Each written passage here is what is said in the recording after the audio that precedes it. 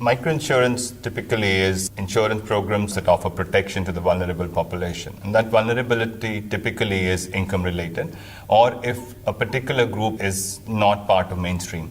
So they need some specific programs developed for them. So it's very important to bring together what is the local need. So you need to identify the typical disease patterns there. What are the most prevailing conditions? What are the practice patterns and cost patterns vary?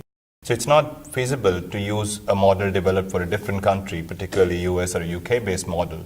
And that would not be feasible to use in a developing country or a specific condition. So you need to develop these models specifically based on the disease patterns, the cost patterns, the practice patterns of that region. Particularly in countries where the data isn't very good, where you cannot sit in an office and look at the data and identify, okay, malaria was the most common or pregnancy is this rate.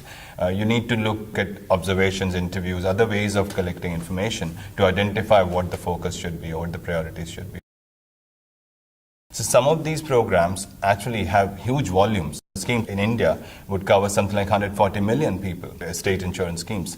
So these are large volumes, and I think Milliman's contribution is contributing to the bigger cause. When they start expanding and increasing benefits to outpatient cover, preventive care, chronic disease management. Milliman's global experience has a lot to offer to these initiatives. Milliman can help them, to achieve the sustainability that these schemes aspire to, because we have the understanding of what the best practices are, and we have been in different markets in different phases of development. So we have a lot to contribute to these growing developments. I've been involved in a few, and my clinical team has been involved in some other projects as well, both in India, Africa, and in Europe as well.